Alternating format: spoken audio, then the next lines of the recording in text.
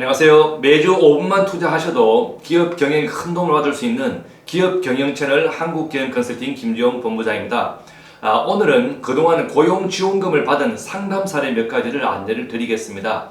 지원금마다 고용하는 기업의 조건, 직원의 조건이 명시되어 있고 그 조건이 맞으면 지원금의 정보만 알고 있으면 당연히 받을 수가 있습니다.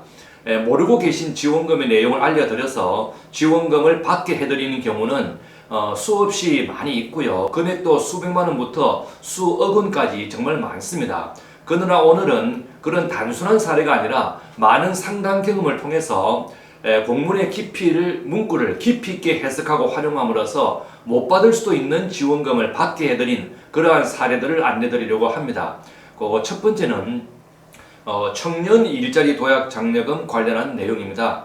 기업의 조건은 상시 근로자 5인 이상의 기업이 원칙이나 고용보험 업종 코드가 지식서비스 산업 관련 업종이면 1인에서 4인 기업도 가능하게 되어 있습니다. 그런데 상담을 했던 A 기업은 근로자는 3명이었고 업종 코드가 47912인데 전자상거래 소매업으로 신고가 되어 있었습니다. 그런데 이 업종 코드는 지식서비스 산업으로 분류가 되지 않고 비슷한 업종으로서 지식서비스 산업으로 인정되는 코드가 47911 비슷한데 전자상거래 소매 중개업이 있고 또 G46 코드라고 해서 도매업종 코드가 있었습니다. 대표님과 상담을 해보니 실제 A기업에 사는 사업이 47911 그리고 46 분야에 모두 해당하는 사업이 되었고 실제 하는 사업이어서 문제가 없었기에 근로복지공단에 업종 코드 변경 신청을 했습니다. 그리고 한 일주일 지나서 코드 변경이 되었고 그 이후에 직원을 고용해서 지원금 혜택을 받을 수가 있었습니다.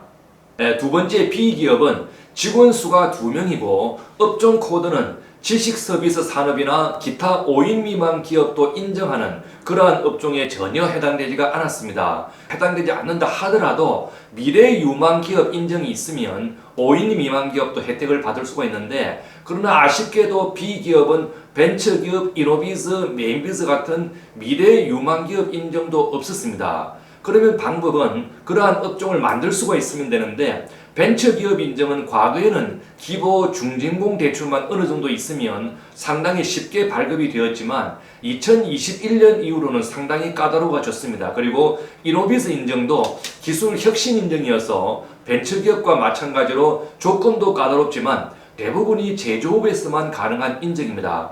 그러나 다행히 메인비즈 인정은 경영혁신 인정이어서 제조업이 아닌 도매업도 가능하고 상대적으로 인정이 쉽고 그리고 기간도 2주에서 3주 이내로 인정이 나올 수가 있습니다. 위에서 상담했던 기업도 3주 이내에 메인비즈 인정을 발급해드리고 인정받은 이후에 청년을 고용해서 청년 일자리 도약 장려금을 지원받을 수가 있었습니다. 그리고 두 번째 고용지원금 중에서 고령자 계속 고용 장려금 관련입니다.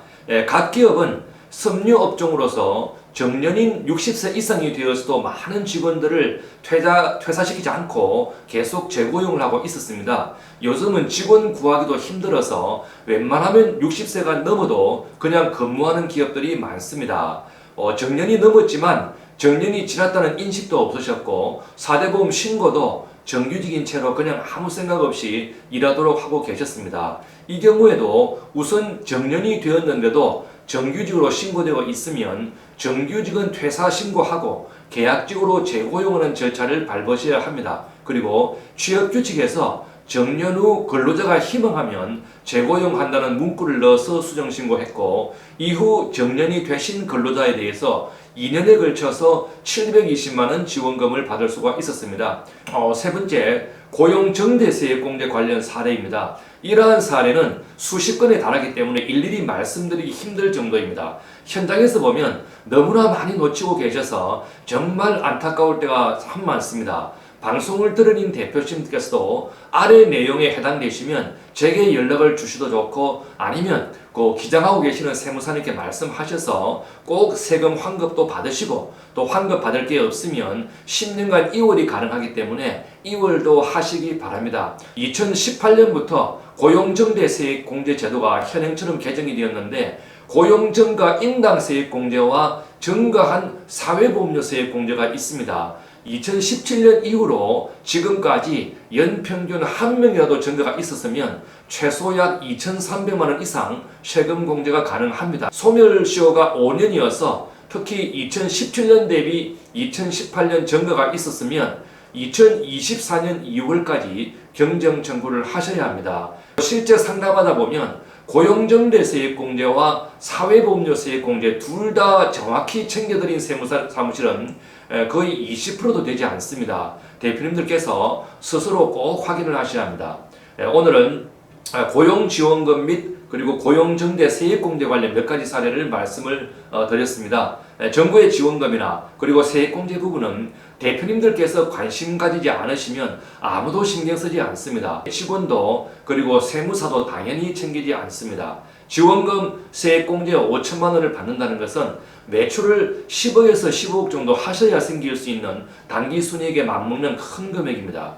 영업에만 신경 쓰시지 마시고 내부 관리에도 큰 관심을 가지셔서 실속 있는 그리고 알찬 기업을 만들어 가시기를 당부를 드립니다. 상처보다 큰 꿈이 있으면 상처를 견딜 수 있고, 고통보다 큰 보상이 있으면 고통을 견딜 수 있고, 고난보다 큰 미래가 있으면 고난을 견딜 수가 있습니다. 큰 꿈을 갖고 승리하는 한 주 되시기를 기원드립니다. 감사합니다.